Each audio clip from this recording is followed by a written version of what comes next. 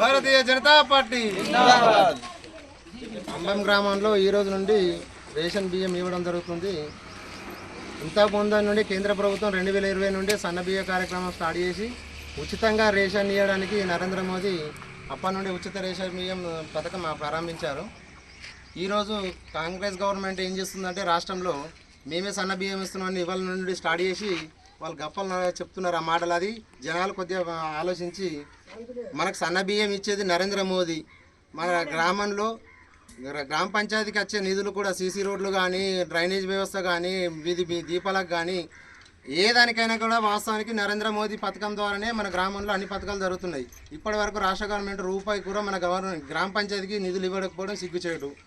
అదేవిధంగా రేపటి నాడు ఇప్పుడు రేకుల షెడ్లు వేసుకునే పథకం కింద సుఖ కేంద్రం నిధులతోనే షెడ్లు వేయడానికి వస్తున్నాయి. మన గ్రామంలో ఉన్న కొంతమంది కార్యకర్తలు గమనించాలి, వేరే పార్టీలో ఉన్న కార్యకర్తలు గమనించాలి. రాష్ట్ర గవర్నమెంట్ ఒక రూపాయి కూడా ఇస్తలేదు. గ్రామాన్ని అభివృద్ధి చేయాలంటే రాష్ట్ర గవర్నమెంట్ కేంద్ర గవర్నమెంట్ కలిసి అభివృద్ధి కొరకు ముందుకు రావాలి. కానీ రాష్ట్ర గవర్నమెంట్ రూపాయి కూడా ఇవ్వకుండా మేమే చేస్తున్నామని చెప్పడం సిగ్గుచేటు అవుతుంది.